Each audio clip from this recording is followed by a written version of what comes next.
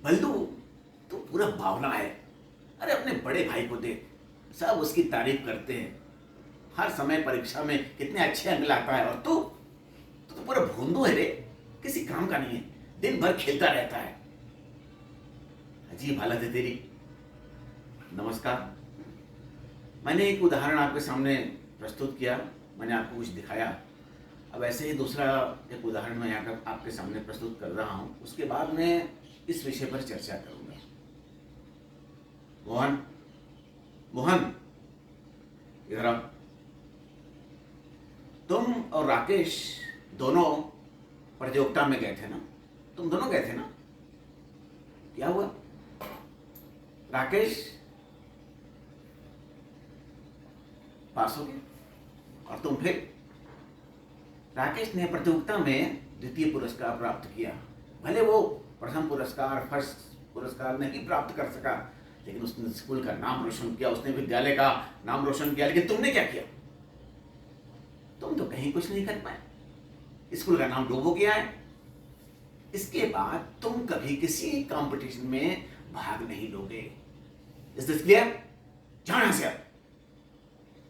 नमस्कार। अब आप समझ गए होंगे कि यहाँ क्या हो रहा था।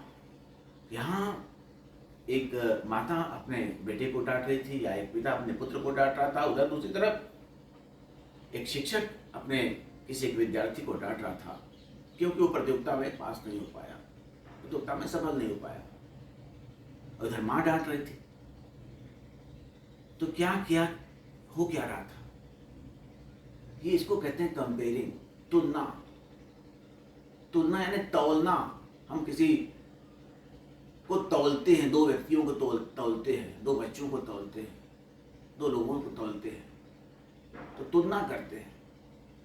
तुलना करके किसी छोटे भाई को नीचा दिखाना, बड़े भाई को बड़ा दिखाना, या बड़े भाई को नीचा दिखाना, छोटे भाई को बड़ा दिखाना, ये तुलना करते हैं। तो तुलना करने की जो प्रवृत्ति है हमारी, ये वही है, ये चलती रहती है। तुलना करते हैं। शिक्षक विद्यार्थियों में तुलना करता है, तो उससे क्या होता है? उससे क्या फर्क पड़ने वाला है? तो तुलना करने से क्या होता है कि जिसको नीचा दिखाया जाता है वो मानसिक कुंठा का शिकार हो जाता है, वो हीन भावना से ग्रसित हो जाता है, और वो जो करना भी चाहता होगा तो वो नहीं कर पाएगा, क्योंकि आपने उसको मानसिक रूप से तोड़ दिया। तो शायद हमको ऐसा तुलना करने का काम नहीं करना चाहिए। तुलना नहीं करनी चाहिए। परिवार के बीच में, विद्यालय में तुलना नहीं होनी चाहिए।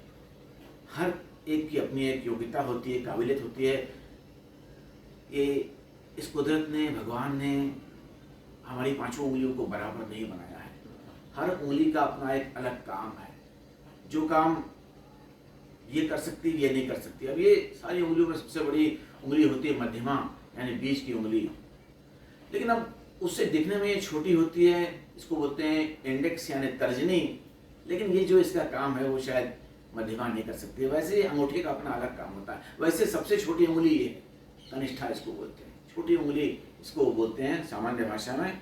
अब इसका जो काम है वो अपना अलग है। कहते भी है कि जो काम सीधी उंगली से नहीं होता है वो टेढ़ी उंगली से करना चाहिए, या हो जाता है। जो जब सीधी उंगली से घी न निकले तो टेढ़ी उंगली से घी निकाला जाता है, ऐसी कहावत है।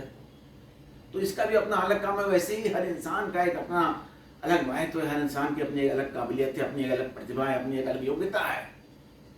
किसी से किसी की तुलना नहीं करनी चाहिए। तुलना करने से कुछ लाभ नहीं होगा। हर एक का अपना एक अलग महत्व है। बस यही मैं कहना चाहता था। धन्यवाद। अगले वीडियो में फिर से मिलूंगा।